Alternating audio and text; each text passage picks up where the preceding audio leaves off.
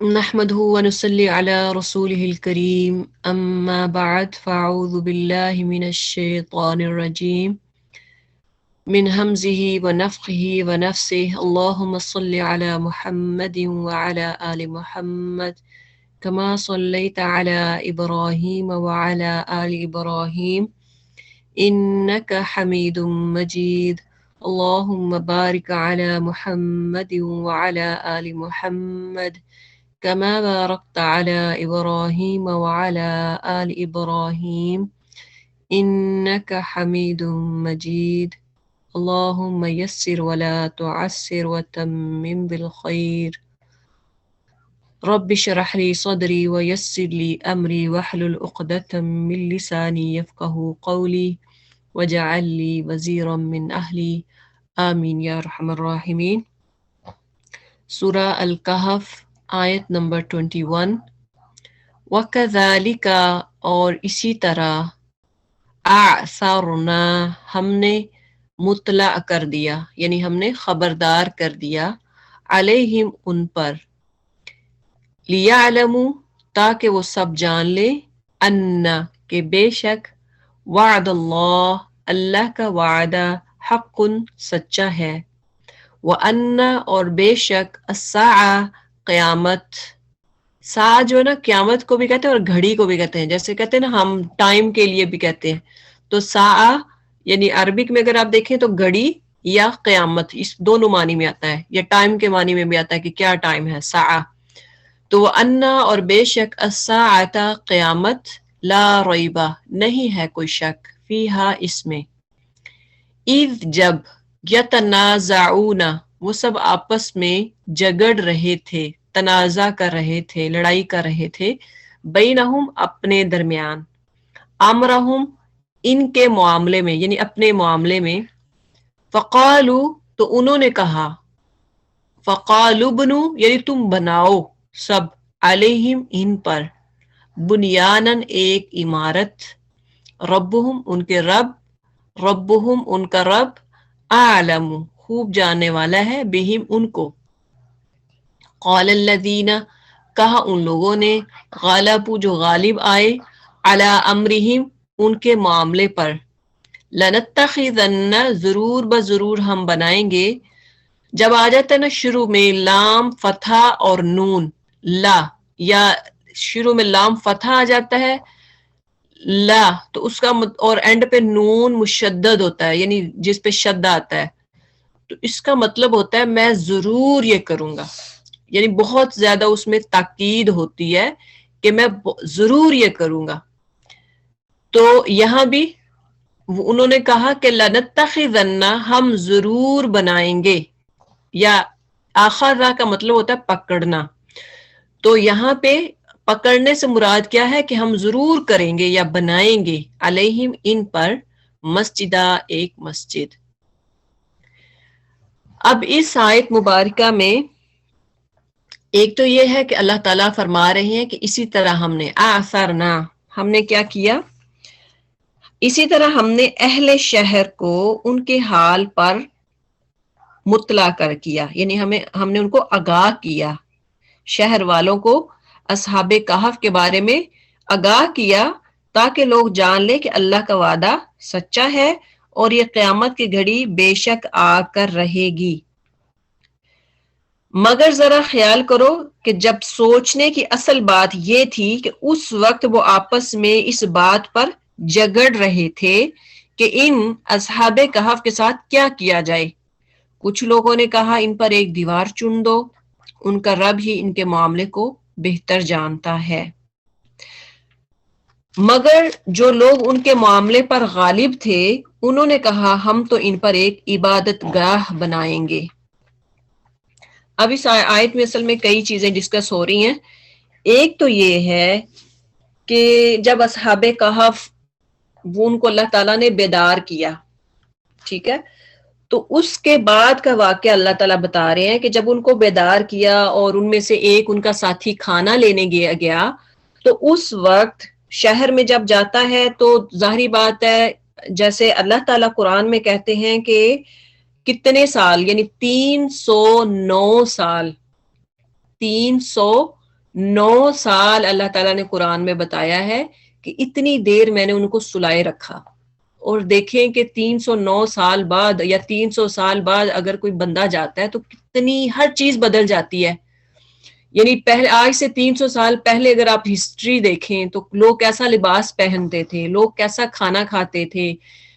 یہ برگر پیزے کچھ تھے, ایسی چیزیں کچھ بھی نہیں تھی.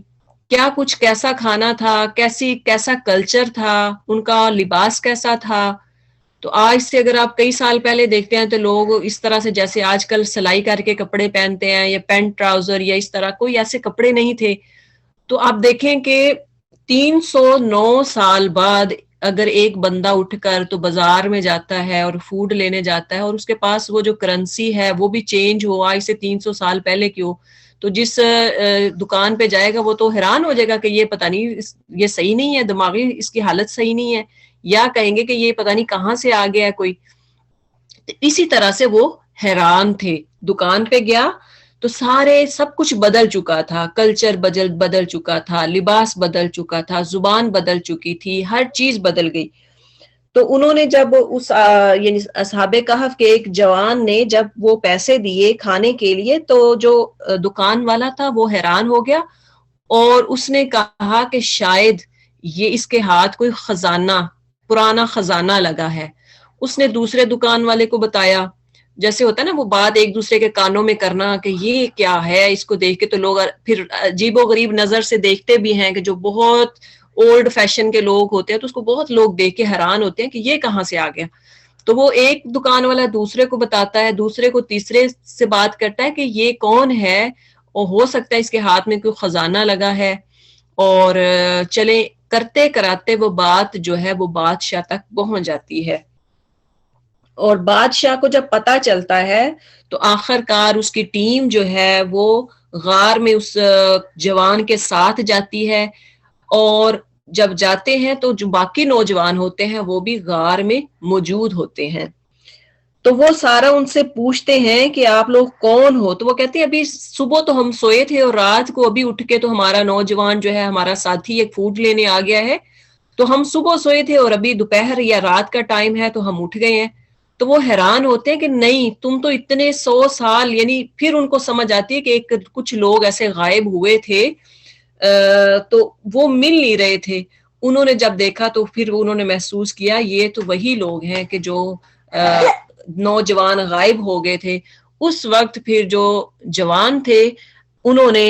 ان کو سلام کیا اور وہیں پہ لیٹ گئے, اور اللہ تعالیٰ نے ان کو جو اجلی نیند ہے یعنی جو ہمیشہ کی نیند ہے اس سے سلا دیا, یعنی ان کو موت دے دی. اس کے بعد پھر ہوا کہ اب ایک تو یہ بات ہے کہ اللہ تعالیٰ بتا رہے ہیں لِيَعْلَمُوا أَنَّ وَعْدَ اللَّهِ حَقٌّ وَأَنَّ السَّاعَةَ لَا رَيْبَ فِيهَا. اس قصے سے اللہ تعالیٰ نے ایک بات یہ واضح کرنا تھا کہ قیامت کی گھڑی یہ ضرور آنی ہے, قیامت کی گھڑی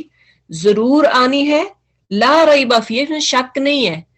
اب دیکھیں اس دور میں, جس دور میں اصحاب کہف کو دوبارہ زندہ کیا گیا یا ان کو نیند سے اٹھایا گیا, اس دور میں کہتے ہیں کہ قیامت کی لوگ تو یعنی کافی حد تک لوگوں نے عیسائیت اپنا لی تھی, ان کا جو عقیدہ تھا عیسائیوں کا وہ اس پہ چل رہے تھے. لیکن کیونکہ جب اصحاب کہف کو نیند سے سلایا گیا تو اس وقت رومی امپائر قائم تھی جو کہ بت پرستی, ہم نے اس کو ڈیٹیل میں بھی پڑھا تھا لاسٹ کلاس میں, کہ جس میں بت پرستی تھی, بہت زیادہ قبروں کو پوجنا, یہ یعنی بادشاہوں کو پوجنا, اور بت پرستی عام تھی رومی دور حکومت میں. اب جب ان کو اٹھایا گیا یعنی نیند سے جب ان کو جگایا گیا صحابہ کہف کو 309 سال بعد, اس وقت رومی دور تو ختم ہو چکا تھا لیکن اب عیسائیت قائم ہو چکی تھی, عیسائیت قائم تھی, لیکن جو ان کی مینٹیلٹی تھی, جو ان کا سوچنے کا انداز تھا وہ پرانا ہی تھا. کئی جو لوگ تھے نا عیسائیوں میں بھی, کئی جو مسلمان جو عیسائی ہو چکے تھے, لیکن ان کے سوچنے کا انداز وہ پہلا پرانا ہی تھا جو رومی دور میں. جیسے آج کل ہم دیکھ لیں, اس کی مثال دیتی ہوں میں کہ جیسے پاکستان میں ہم کہتے ہیں کہ یہ انگریزوں سے انہوں نے فتح تو حاصل کر لی ہے، لیکن دماغ ان کا کیا ہے، غلام کے غلام ہی رہیں گے. یہ بات ہمارے میں عام مطلب کامن ہے کہ ذہنی طور پہ غلام ہم ہیں. یعنی ہمارے جو دیکھا جائے تو مسلمان آج بھی ان میں غلامی کا دور پایا جاتا ہے. یہی حالت اس وقت بھی، یعنی آپ دیکھیں کہ پاکستان آزاد ہوئے کو کتنے سال، یعنی 1947 میں آزاد ہوا، تو آپ دیکھیں کہ ابھی تک بھی ہمارے اندر وہ رسم و رواج جو ہندوؤں والے تھے، جو سکھوں والے رسم و رواج، ہندوؤں کے رسم و رواج، وہ آج بھی مسلمانوں میں پائے جاتے ہیں. ٹھیک ہے، انگریزوں کی غلامی آج بھی ہمارے مسلمانوں میں موجود ہے. اسی طرح اس وقت جو روم تھا، ان کی جو غلامی تھی یا ان کے جو کلچر تھا، وہ کچھ نہ کچھ بھی اس وقت کے عیسائیوں میں موجود تھا.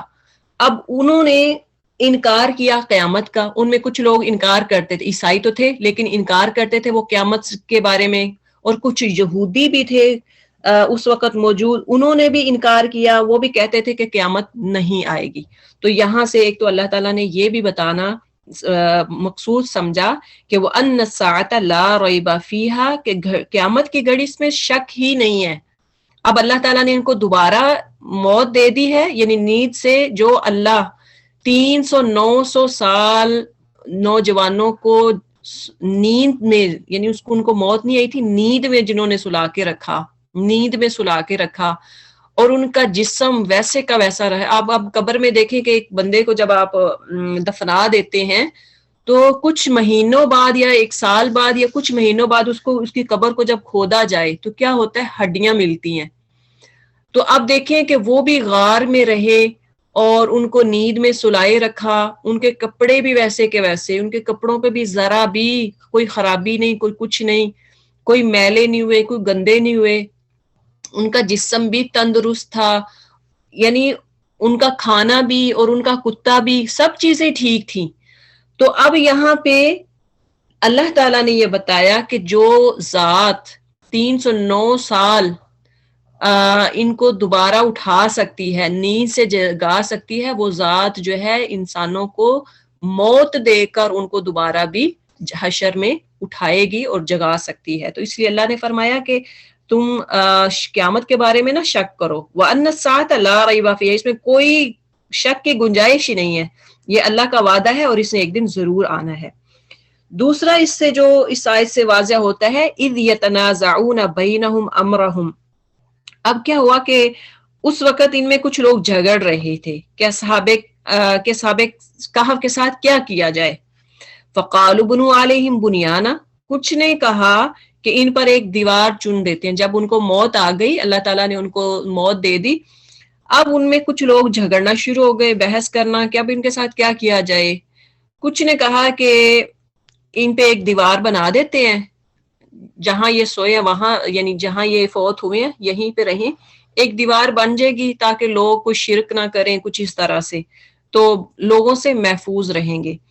اب کچھ نے کہا کہ اچھا نہیں، ہم ایسا کرتے ہیں، اس پہ ایک مسجد بناتے ہیں. یعنی وہی ذہن جو ہے نا پوجا والا، بت پرستی والا، کیونکہ لوگ تو وہاں وہ تو موجود نہیں تھے لیکن ان کی ذہنیت تو موجود تھی. تو انہوں نے کیا کہا کہ یہاں پہ ہم مسجد بناتے ہیں. لہٰذا اللہ تعالیٰ نے جو کسی بھی مزار کو مزار کو جیسے اللہ کا گھر یا سجدہ گاہ بنانا، یہ کسی بھی صورت اللہ تعالیٰ کو منظور نہیں ہے، یہ بالکل شرک ہے. اور اللہ تعالیٰ نے بھی لعنت فرمائی ہے. لعن اللہ، ایک تو یہ آتا ہے کہ نبی صلی اللہ علیہ وسلم نے فرمایا کہ اللہ تعالیٰ نے لعنت فرمائی ہے زائرات القبور، جو عورتیں قبروں کی زیارت کرنے والی ہیں، والمتخذین علیہ المساجد، اور وہ عورتیں جو قبروں کی زیارت کرنے والی ہیں اور جو مساجد بنا لیتے ہیں، یعنی قبروں کو مساجد بنانا، اور پھر وہ سروجو اور مسجدوں میں چراغ روشن کرنے والوں پر بھی اللہ نے لعنت کی ہے. یہ 3 طرح کے لوگ ہیں. ایک تو عورتیں جو قبروں کی زیارت کرتی ہیں. اب اس میں ایک مسئلہ یہ ہے کہ آپ سمجھیں گے کہ شاید جو قبروں پہ جانا ہے، یہ قبروں پہ جانا اور اس کی زیارت کرنا شاید جائز نہیں ہے. ایک اور بھی حدیث آتی ہے کہ آپ صلی اللہ علیہ وسلم نے فرمایا کہ قبروں پہ جایا کرو تاکہ آپ کو موت کی یاد آئے. تو اب دونوں جو حدیث ہیں یہ دونوں کا علماء نے اس میں ایک مڈل وے نکالا ہے. وہ یہ ہے کہ عورتیں جا سکتی ہیں لیکن جو واو ویلا کرنا، اونچی رونا، نوحہ کرنا یہ حرام ہے، یہ جائز نہیں ہے. ٹھیک ہے، لوگ جا کے فاتحہ خوانی کرتے ہیں، قرآن پڑھتے ہیں، یاسین پڑھتے ہیں، یہ جائز نہیں ہے. ٹھیک ہے، کسی صورت بھی آپ کسی بھی حدیث میں یہ نہیں پائیں گے کہ وہاں جا کے فاتحہ خوانی کی جائے یا وہاں جا کے فاتحہ پڑھی جائے یا یاسین پڑھی جائے یا کوئی بھی صورت یا قرآن کا حصہ پڑھا جائے. آپ قبروں پہ اس لیے جا سکتے ہیں تاکہ آپ عبرت حاصل کریں. کہ عبرت کیا ہوگی کہ یہ لوگ کیسا کیسا عالی شان گھر چھوڑ کے، بنگلے چھوڑ کے، بچوں کو چھوڑ کے، جسے اتنی ان کی محبت تھی، کاروبار سے ان کو کتنی محبت تھی، اپنے ٹائم سے ان کو کتنی محبت تھی، آج سب کچھ یہ چھوڑ کے تو زمین میں دفن ہے اور کل کو ہم نے بھی ہر چیز چھوڑ کے یہاں پہ آنا ہے. اس کے لیے ہمیں اچھے اعمال کرنے ہوں گے. یہ مائنڈ سیٹ لے کے آپ وہاں پہ آپ قیامت کو یاد کرنے کے لیے یا موت کو یاد کرنے کے لیے آپ وہاں پہ جا سکتے ہیں. باقی اس کے علاوہ اگر کسی کا کوئی ارادہ ہو تو وہ جائز نہیں ہے. کوئی روتے ہیں یا باقی کام وہاں پہ کچھ بھی جائز نہیں ہے. آپ نے دعا کرنی ہے، آپ اپنے گھر پہ آ کے دعا کریں. قبور میں جو داخل ہونے کی دعا ہے وہ الگ سے دعا ہے، وہ جب آپ انٹر ہوں تو وہ دعا ضرور کریں. اس کے علاوہ اور حدیث سے کچھ بھی ثابت نہیں ہے. اچھا جی، اسی طرح سے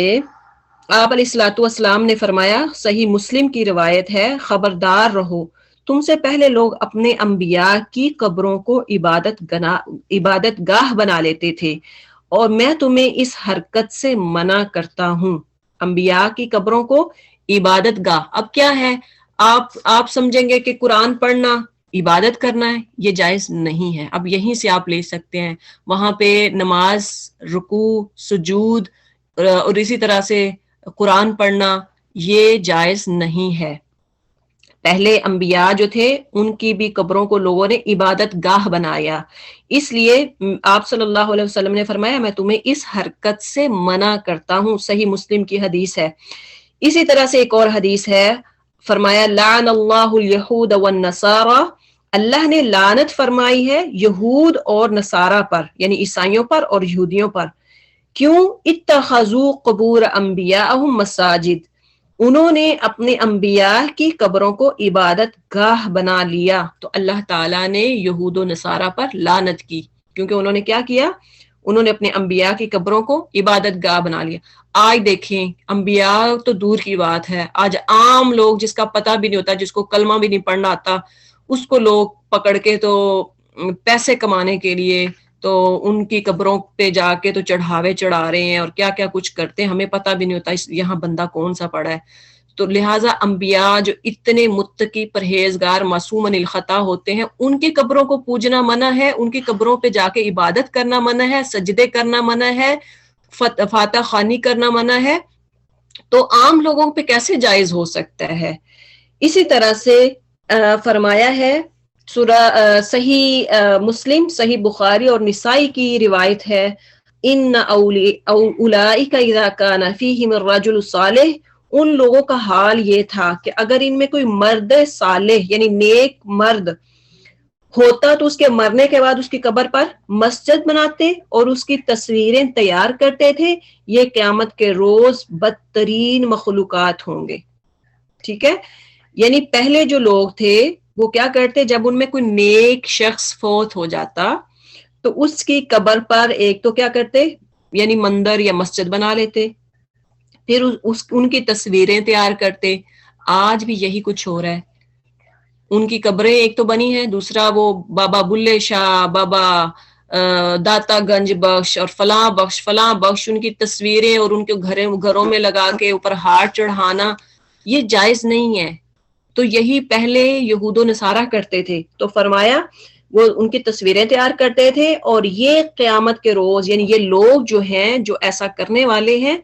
یہ قیامت کے روز بدترین مخلوقات ہوں گے، سب سے بری گندی مخلوق ایسے لوگ ہوں گے جو قبروں پہ جا کے سجدہ کرتے، یا ان کو ان کی عبادت، یا ان کی جو ہے نا وہ تعظیماً عزت کرتے ہوئے ان کی تصویروں کو گھر میں لگا لیتے ہیں، اور ان کو اپنے ڈرائنگ روم میں سجانا، ان کے اوپر ہار ڈالنا، یہ تعظیماً یہ کسی بھی صورت جائز نہیں ہے۔ ایون مرا ہوا کوئی بھی ہے شخص، اس کی تصویر بھی گھر میں لگانا جائز نہیں ہے۔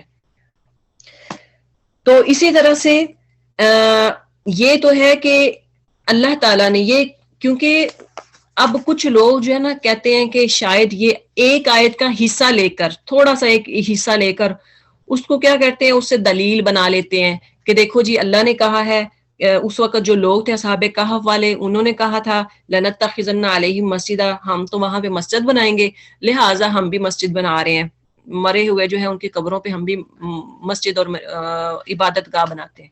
اتنا سا پیس لے کر وہ لوگ یہاں سے دلیل نکالنا شروع ہو جاتے ہیں کہ یہ قبر خوانی کرنا اور یہ قبروں پہ جانا اور مزار بنانا یہ جائز ہے۔ حالانکہ پچھلی ساری آیات آپ پوری آیت کو پڑھیں، اس کا پھر میننگ لیں کہ اللہ تعالیٰ نے یہ جو ذکر کیا ہے،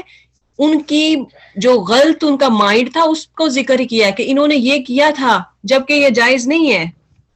آگے بھی دیکھیں گے، اگلی آیات میں آئے گا کہ شرک کے بارے میں اللہ تعالیٰ فرمائیں گے کہ یہ جائز نہیں ہے اور اللہ تعالیٰ کو بہت ناپسند ہے۔ آگے ہے آیت نمبر 22، سَيَقُولُونَ، ان قریب وہ سب کہیں گے، ثلاثۃ، تین تھے، یعنی جو اصحاب کہف جو نوجوان تھے وہ کتنے تھے؟ تین تھے، رابعہم، چوتھا، کلبہم، ان کا کتا تھا، وَيَقُولُونَ خَمْسَةٌ، اور کچھ کہیں گے، خَمْسَةٌ، وہ پانچ تھے، سادسہم، چھٹا، کلبہم، ان کا کتا تھا، رجمن، پتھر مارنا، بالغیبی، غیب کے ساتھ، بن دیکھے، یعنی اس کی مثال ایسے ہے جیسے بن دیکھے آپ کسی کو پتھر مار دیں،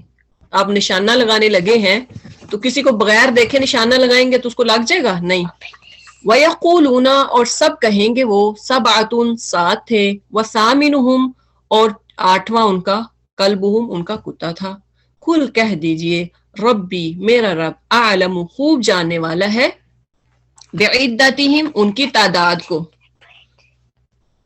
ان کی تعداد کو اللہ خوب جانتا ہے، ما یعلمہم الا قلیل، نہیں وہ جانتے مگر بہت تھوڑے، فلا تماری،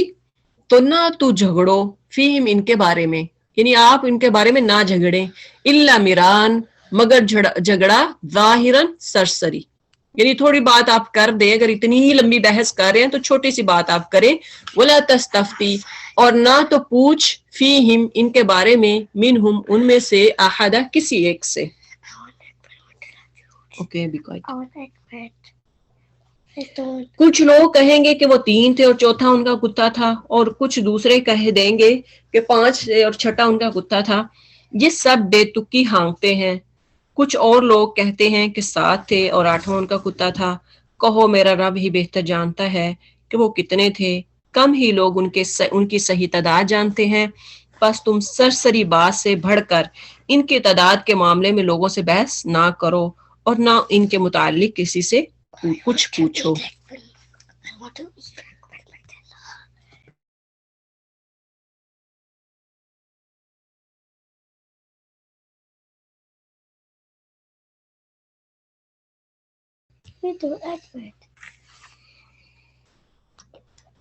اب اس آیت میں اللہ تعالیٰ بتا رہے ہیں کہ آپ کو کسی کو بھی اس کی تعداد کے متعلق، کتنے وہ لوگ تھے اور کتنے لوگ تھے اور کتنے، یعنی کتا تھا، اور یہ صحابہ کہف کتنے لوگ تھے، اس کے بارے میں آپ کو پڑھنے کی ضرورت نہیں ہے۔ یعنی 350 سال بعد یا پھر 309 سال بعد اس کے بارے میں لوگوں نے، کسی نے کہا کہ یہ اتنے ہیں، کسی نے کہا کہ یہ اتنے ہیں، کسی نے کہا 3 تھے اور چوتھا کتا، اور کسی نے کہا 5 تھے اور چھٹا ان کا کتا، کسی نے کہا 7 تھے اور آٹھواں ان کا کتا تھا۔ اس کے بارے میں آپ کو جاننے کی کیا ملے گا جان کر؟ اگر ایک بندہ کہتا ہے کہ یہ اتنے تھے اور اتنے تھے اور آپ اس کی بحث میں چلے جائیں کہ ان کی تعداد میں ہی پوچھتے چلے جائیں. کچھ جو ہیں کم عقل لوگ وہ صرف ان کی تعداد کے ہی بارے میں کسی سے اگر جیسے کہتے ہیں کہ اس کا نالج پتا کرتے ہیں, اچھا وہ کتنے تھے اصحاب کہف, وہ اگر بتاتا ہے کہ مجھے نہیں پتا اللہ عالم, وہ کہتے ہیں دیکھا یہ کیسا ہوا عالم, اس کو تو پتہ ہی نہیں ہے, یہ کیسا اسکالر ہے, اس کو تو پتہ ہی نہیں. یعنی صرف تعداد میں آپ بحث کرنا شروع کر دیں. جب اللہ نے کہا کہ اللہ بہتر جانتا ہے, کل کہہ دیجئے کل اللہ عالم, جو اللہ بہتر جانتا تو ہم کیسے کون ہیں کہ جو کہیں کہ وہ اتنے تھے اور اتنے تھے. اس کی بحث میں پڑھنے کی بجائے اصل جو سبق ہے, اصل جو لیسن ہے اس کو سیکھنا چاہیے, ہمیں وہ لیسن لینا چاہیے. اب اس سے ایک تو حاصل کلام یا لیسن وہ یہ ہے کہ ایک سچے مومن کو کسی حال میں بھی حق سے منہ موڑنے اور باطل کے آگے سر جھکانے کے لیے تیار نہیں ہونا چاہیے, جیسا کہ اصحاب کہف نے کیا. اب دیکھیں کہ جو 7 سلیپر تھے انہوں نے کیا کیا, حق بات کے آگے انہوں نے اپنے اللہ کے آگے یا حق بات کے سامنے اپنا سر جھکایا, نہ کہ بادشاہ کے آگے, نہ کہ باطل کے آگے, نہ کفر کے آگے. انہوں نے سر کس کے آگے جھکایا, اللہ کی خاطر, اپنے آپ کو اللہ کے لیے, اپنی جوانی اور اللہ کے لیے انہوں نے قربان کر دی. ایک تو یہ ہے. دوسرا اس میں لیسن یہ ہے کہ مومن کا اعتماد جو ہے وہ میٹیریلسٹک تھنگس پہ نہیں ہوتا, وہ ان کا اعتماد کس پہ ہوتا ہے, جو ہمیشہ چیزیں, ہمیشہ رہنے والی چیزیں ہیں, جو آخرت ہے, ان کا اعتماد آخرت پر ہوتا ہے. یہ جو بناوٹی چیزیں ہیں ان پر نہیں ہوتا. اور تیسرا یہ اس میں لیسن ہے کہ جو عادت اس وقت لوگوں میں تھی, یعنی ایک ہوتی ہے کہ کلچر بن جانا, عادت اتنی بڑھ جاتی ہے کہ وہ کلچر میں کنورٹ ہو جاتی ہے کہ وہ لوگوں کو لگتا ہے یہ ہمارا کلچر ہے. جیسے کہ اب دیکھ لیں کہ شادی میں یہ جو مہندی ہے, مہندی کا رواج اب کتنا ہے, اب ہم سب کو لگتا ہے شاید یہ بھی شادی کا ایک حصہ ہے, جو کہ ہے نہیں ہے, ایک رسم ہے, رواج ہے. یعنی ایک عادت جاریہ جو ہے, کنٹینیوس ہونا عادت کا, وہ ایسے لگتا ہے جیسے کلچر بن جانا. قانون فطرت سمجھتے ہیں ہم اسے کہ یہ ہمیشہ ایسے ہی رہے گا یا ہونا چاہیے, اور خیال کرتے ہیں کہ اس قانون کے خلاف دنیا میں کچھ نہیں ہو سکتا. اللہ در حقیقت اس کا پابند نہیں ہے, اللہ اس کا پابند نہیں ہے. اب دیکھیں کہ موت جو ہے ہم سمجھتے ہیں 60 70 80 90 سال بعد ہر بندے نے مرنا ہے, 100 سال بعد, زیادہ سے زیادہ کہہ لیں 120 110 عمر ہو جائے گی کسی نہ کسی کی, ہر بندے نے مرنا ہے. اب اللہ اس بات پر قادر ہے کہ اللہ تعالیٰ چند لوگوں کو یا ایک شخص کو یا چند لوگوں کو اللہ تعالیٰ نیند کی موت, یعنی نیند میں ہی سلائے رکھے, نیند میں ہی سلائے رکھے کئی سالوں تک. اللہ کر سکتا ہے. ایک فطرت تو یہ ہے کہ اللہ تعالیٰ, یہ موت ہر انسان کو آنی ہے, کچھ نہ کچھ ایج لمٹ ہے, لیکن اس کے بعد انسان کو موت آنی ہے. لیکن ایک اللہ کا قانون یہ ہے کہ اللہ جو چاہے وہ کر سکتا ہے. اللہ کی ذات اس چیز پر قادر ہے کہ وہ جو چاہے جو سوچے وہ کر سکتا ہے. اب نمبر 4 اس میں جو لیسن کی بات ہے, ہمیں کیا سبق لینا چاہیے کہ نوع انسانی کی تمام اگلی پچھلی نسلوں کو بیک وقت زندہ کر کے اٹھا دینا, جس کی خبر نبی انبیاء علیہ السلام اور کتب آسمانی نے دی ہے. اللہ تعالیٰ کی قدرت سے کچھ بھی دور نہیں ہے. 5واں یہ ہے کہ جاہل انسان کس طرح ہر زمانے میں اللہ تعالیٰ کی نشانیوں کو اپنے لیے چشم بصیرت بنانے کے بجائے الٹا مزید گمراہی کا سامان بناتے ہیں. یہ دیکھیں کہ یہ ایک مثال ہے اصحاب کہف کی, لیکن کچھ لوگ جو کم عقل لوگ ہیں اس سے انہوں نے کیا کیا, اس سے الٹا گمراہ ہو گئے. انہوں نے کیا کہا, ہم اس پہ مسجد بنا لیتے ہیں, ہم اس پہ مزار بنا لیتے ہیں, ہم اس پہ دعائیں کیا, ان سے دعائیں کروایا کریں گے. اب کم عقل لوگ جو جاہل لوگ ہیں وہ بجائے اسے سمجھنے کے, اس سے سبق حاصل کرنے کے کہ ہمیں باطل کے آگے جھکنا نہیں ہے, انہوں نے الٹا کیا کیا, ان سے دعائیں کروانا, ان کے آگے جھکنا شروع کر دیا. تو یہ اللہ تعالیٰ بتا رہے ہیں کہ کچھ کم عقل لوگ گمراہی میں جاتے ہیں. ایسی مثالیں دیکھ کر بھی ان کو عقل نہیں آتی. اسی طرح سے اصحاب کہف کا جو معجزہ اللہ تعالیٰ نے اس لیے دکھایا تھا کہ لوگ اس سے آخرت کا یقین حاصل کریں، ٹھیک اسی نشان کو اللہ تعالیٰ نے یہ سمجھا کہ اللہ نے انہیں اپنے کچھ اور ولی پوجنے کے لیے عطا کر دیے، ان کو اور ولی مل گئے. حالانکہ یہ اگزامپل تو تھی سمجھنے کے لیے، لیکن کچھ لوگوں نے، کم لوگوں نے اس میں اپنے ولی بنا لیے، اپنے کیا کہتے ہیں وہ، ان کو پوجنے کے لیے ان کو اور ولی مل گئے. یہ ہے وہ اصل سبق جو آدمی کو اس قصے سے لینے چاہیے، اور اس میں توجہ کے قابل یہی امور ہے. ان سے توجہ ہٹا کر اس کھوج میں لگ جانا کہ صحابہ کہف کتنے تھے اور کتنے نہ تھے، ان کے نام کیا تھے اور ان کا کتا کس رنگ کا تھا، یہ ان لوگوں کا کام ہے جو مغز کو چھوڑ کر صرف چھلکوں سے دلچسپی رکھتے ہیں. جو لوگ صرف کہتے ہیں نا کہ مغز نہیں کھانے، چھلکے دیکھیں ان کا رنگ کیا، کچے کے پکے ہیں، تو یہ ایسے لوگوں کا کام ہے بحث میں پڑھنا. لہٰذا اصل چیز کیا ہے اس قصے سے، اس پورے جو اللہ تعالیٰ نے قصہ بیان کیا ہے یا کہانی یا سٹوری سے، اصل مقصد ہے اسے لیسن لینا، اسے سبق حاصل کرنا. اچھا جی، آگے ہے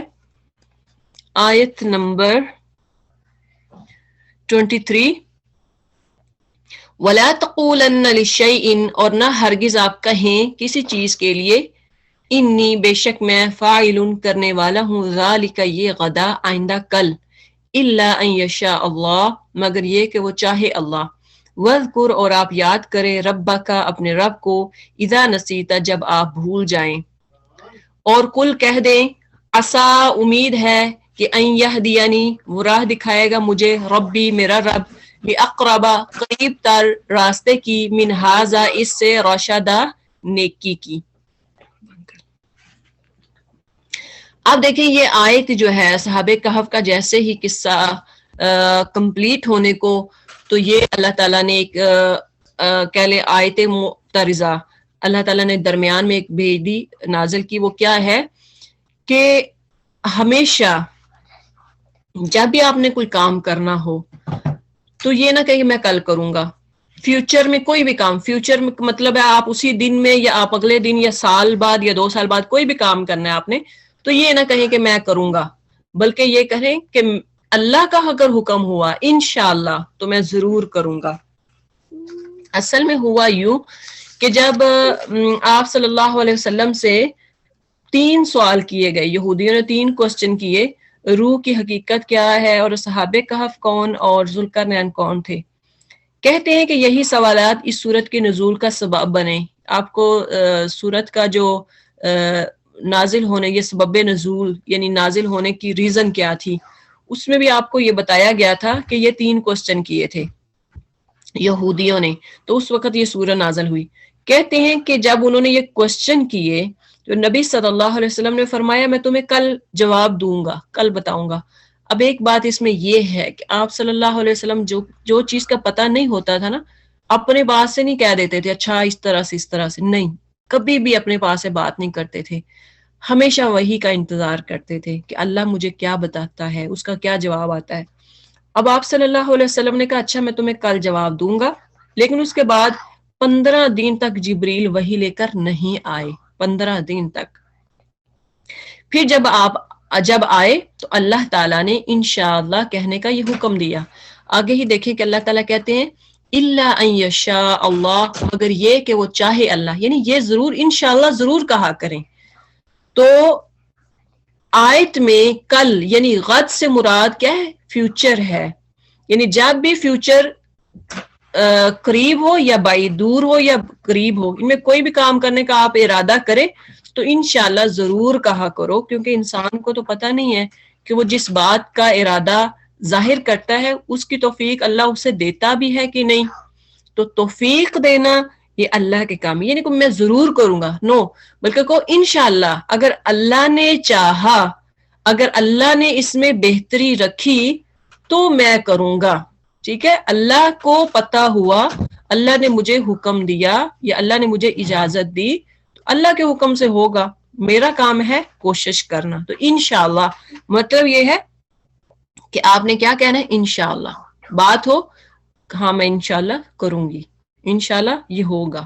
انشاءاللہ ضرور کہیں. اور اگر کوئی انسان بھول جاتا ہے انشاءاللہ کہنا تو ہاں فوراً جب بھی یاد آئے تو آپ سوچیں اور فوراً انشاءاللہ کہیں، اپنے ذہن میں کہہ لیں. اور ساتھ یہ ہے کہ نہ جب لیٹ یاد آئے تو استغفار بھی کر لیں کہ اللہ میرا مقصد یہ تھا، میں بھول گئی، تو اللہ تعالیٰ مجھے معاف کرے، میرا مطلب یہ تھا کہ جب اللہ چاہے گا تو یہ میں کروں گی یا کروں گا. اچھا جی، اگلی آیت جو ہے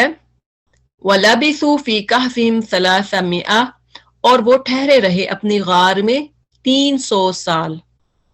وَازْدَادُوا 9 اور وہ مزید رہے 9 سال. اب یہاں سے تعداد کا بھی پتہ چلا کہ وہ کتنی دیر وہاں پہ رہے غار میں، 300 اور 9 سال. اصل میں یہ شمسی اور قمری کیلنڈر جو ہے نا اس کے حساب سے، شمسی کیلنڈر کے حساب سے 300 سال، اور جو قمری ہے اس کے حساب سے، جو لونر کیلنڈر ہے اس کے حساب سے 300 اور 9 سال. لونر کیلنڈر پتہ ہے آپ کو، وہ دن اس میں زیادہ ہوتے ہیں، 1-2 دن ہر مہینے میں 1-2 دن زیادہ پڑتے ہیں، تو اس حساب سے وہ 309 سال بنتے ہیں. تو دونوں کیلنڈرز کا اللہ تعالیٰ نے یہاں بتا دیا، 300 سال اور لونر کے حساب سے. یعنی یہ میں اپنی بات سے نہیں کہہ رہی ہوں، یہ جو اسکالر ہیں کلاسیکل اسکالرز، یعنی جمہور مفسرین یا جمہور علماء، ان کو کلاسیکل اسکالرز کہتے ہیں، ان کے حساب سے یہ ڈیفرنس ہے. باقی اللہ تعالیٰ بہتر جانتا ہے. قل اللہ، کہہ دیجئے اللہ اعلم، یعنی اللہ بہتر جانتا ہے، بما لابسو کہ وہ کتنی دیر ٹھہرے، لہو غیب السماوات والارض، اسی کے پاس غیب ہے آسمان اور زمین کا، ابصر بھی، کس قدر وہ دیکھنے والا ہے، وہ اسمع، اور کس قدر وہ سننے والا ہے. یعنی اللہ اتنا باریک بین ہے، ہر چیز کو سننے والا، ہر چیز کو دیکھنے والا. ما لہم من دونہ من ولیش، نہیں ہے ان کے لیے اس کے علاوہ کوئی بھی دوست، اللہ کے علاوہ ان کے لیے کسی کے سوا، یعنی اللہ کے سوا اس کو کسی کو اور کوئی دوست نہیں ہے. ولا یشرک فی حکمہ احدا، اور نہیں وہ شریک کرتا اپنے حکم میں کسی ایک کو بھی. اب دیکھیں کہ پچھلی جو آیت میں نے پہلے بھی بولا تھا، 22 جو آیت ہے اس میں جو پوجا کرنا، یا انہوں نے کہا ہم مسجد بنائیں گے، تو یہ بھی دیکھیں کہ اسی سے کانٹیکٹ جو ہے اس کا ملتا ہے کہ وَلَا يُشْرِكُ فِي حُكْمِهِ أَحَدًا، یعنی اللہ تعالیٰ اپنے حکم میں، اپنے فیصلے میں کسی کو ذرا برابر بھی شریک نہیں بناتا. یہ نہیں ہے کہ اللہ تعالیٰ کہتا اچھا میں مشورہ کر کے بتاؤں گا. اللہ کو اس کی ضرورت نہیں ہوتی کسی سے جو ہے نا مشورہ کرنے کی، کنسلٹ کرنے کی کہ کیا کیا کرنا ہے، کیا نہیں کرنا، کس کو بیٹی دینی، کس کو بیٹا دینا ہے، بارش برسانی ہے، دھوپ بھیجنی ہے. اللہ تعالیٰ کسی سے کوئی پوچھتا نہیں ہے. اللہ اپنے حکم میں، اپنے فیصلے میں اٹل ہے، اکیلا ہے اور اکیلا ہی رہے گا. وَاتْلُ مَا أُوحِيَ إِلَيْكَ مِن كِتَابِ رَبِّكَ، اور تلاوت کریں، آپ پڑھیں. وَاتْلُ، اور تلاوت کیجئے، ماں جو اوحیا وحی کی گئی، الیکا آپ صلی اللہ علیہ وسلم کی طرف، من کتاب ربک، آپ کے رب کی طرف سے جو کتاب ہے اس میں، لا مبدلہ، نہیں کوئی بدلنے والا، لکلماتی ہی، اس کی باتوں کو، ولن تجد، اور ہرگز نہیں آپ پائیں گے، من دونہ ملتحدہ، اس کے سوا کوئی جائے پناہ.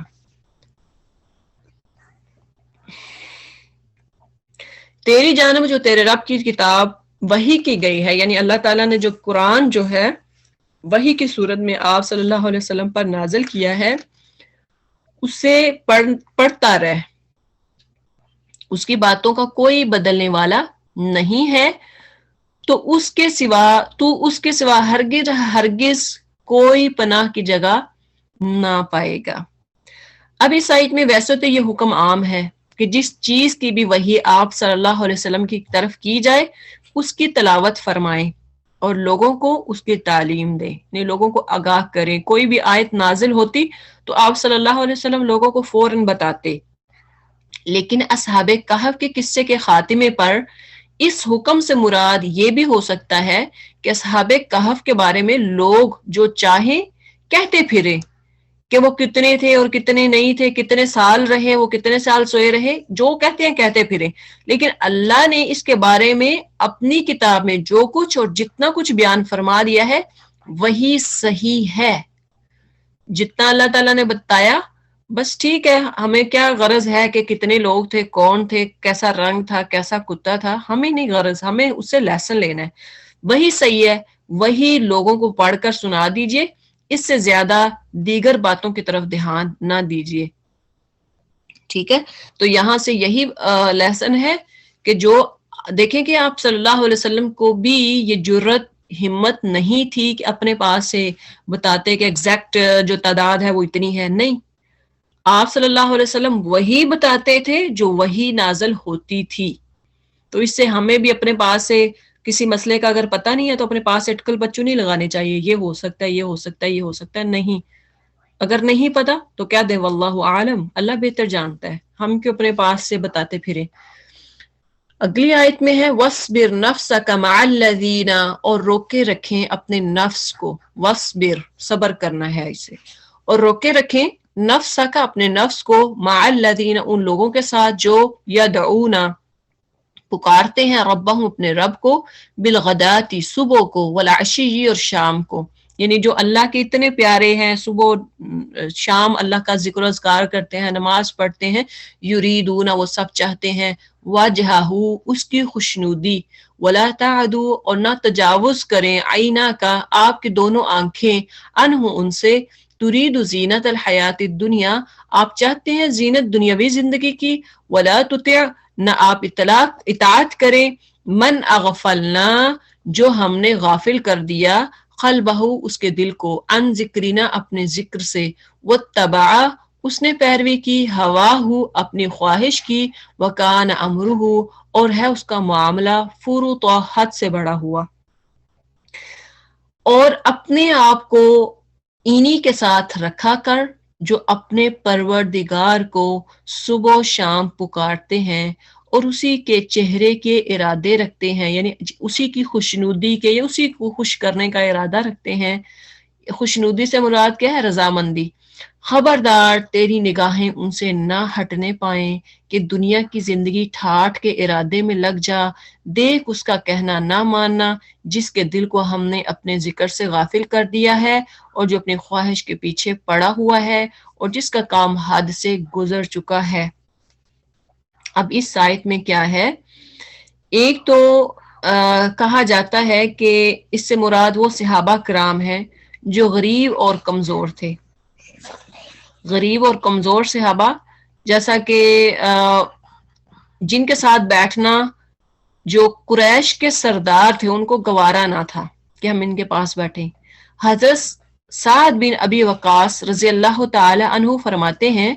کہ ہم 6 آدمی نبی صلی اللہ علیہ وسلم کے ساتھ تھے، 6 لوگ، میرے علاوہ یعنی سعد بن ابی وقاص کے علاوہ بلال رضی اللہ تعالی عنہ، ابن مسعود، ایک حضلی اور 2 صحابی اور تھے۔ قریش مکہ نے خواہش ظاہر کی کہ ان لوگوں کو اپنے پاس سے ہٹا دو، وہ نبی صلی اللہ علیہ وسلم کے پاس آنا چاہتے تھے کہ وہ بات کریں، تو انہوں نے کہا کہ ان کو نا اپنے سے ہٹاؤ، کیونکہ وہ بیٹھے ہوئے تھے وہاں پہ آپ صلی اللہ علیہ وسلم کے پاس، تو انہوں نے کہا ان کو اپنے سے ہٹا دو تاکہ ہم آپ صلی اللہ علیہ وسلم کی خدمت میں حاضر ہو کر آپ کی بات سنیں۔ نبی صلی اللہ علیہ وسلم کے دل میں آیا کہ چلو شاید میری بات سننے سے ان کے دلوں کی دنیا بدل جائے، لیکن اللہ تعالیٰ نے سختی کے ساتھ ایسا کرنے سے منع فرمایا۔ یہ صحیح مسلم فضائل الصحابہ باب فضل سعد بن ابی وقاص۔ تو دیکھیں کہ صحیح مسلم کی یہ روایت ہے، تو یہ اس آیت میں یعنی انہوں نے کہا اللہ تعالیٰ نے سختی سے منع کیا کہ وہ صحابہ جن کو کچھ بھی نہیں چاہیے، جو اللہ کو راضی کرنے کے لیے جنہوں نے اپنی مال دولت سب کچھ چھوڑ دیا اللہ کو خوش کرنے کے لیے، صبح و شام اللہ کا ذکر کرتے ہیں، صبح و شام اللہ کے آگے سجدہ ریز ہوتے ہیں، تو ان کو کیا چاہیے؟ ان کو یہ مٹیریلسٹک دنیا نہیں چاہیے، مٹیریلسٹک لائف نہیں چاہیے ہے، بلکہ ان کو کیا چاہیے؟ اللہ کی رضا۔ تو اللہ کو راضی کرنے کے لیے آپ کے پاس آتے ہیں، آپ کے پاس بیٹھتے ہیں، آپ کی باتیں سنتے ہیں، وَلَا تَعْدُ عَيْنَاكَ عَنْهُمْ، اب ایسا نہ کرنا کہ آپ ان کو اپنی آنکھوں سے ہٹا دو۔ کن کی وجہ سے؟ یہ جو سردار قریش ہیں ان کی وجہ سے آپ نے ان کو دور نہیں کرنا، کیونکہ جب انہوں نے کہا نا کہ ہم آپ سے بات کرنا چاہتے ہیں، آپ صلی اللہ علیہ وسلم سے سردار قریش نے کہا، تو آپ صلی اللہ علیہ وسلم کے دل میں آیا کہ اچھا چلو ہو سکتا ہے ان کو میں کہتا ہوں کہ آپ چلے جو ایک بار میں ان کی بات سن لوں۔ تو اللہ تعالیٰ نے فوراً منع کر دیا کہ نہیں ایسا نہیں کرنا. وَلَا تُطِعْ مَنْ أَغْفَلْنَا قَلْبَهُ عَنْ ذِكْرِنَا، آپ نے اطاعت نہیں کرنی. خبردار تیری نگاہیں ان سے نہ ہٹنے پائیں کہ دنیاوی زندگی کی ٹھاٹھ کے ارادے میں لگ جا، کہ دنیا کی زندگی کے وہ جو سردار ہیں یا ان کی بات میں لگ جاؤ، ایسا نہ کرنا. اب دیکھیں کہ یہاں سے ایک تو آپ صلی اللہ علیہ وسلم سے جو ارشاد ہو رہا ہے اللہ تعالیٰ کا، اصل میں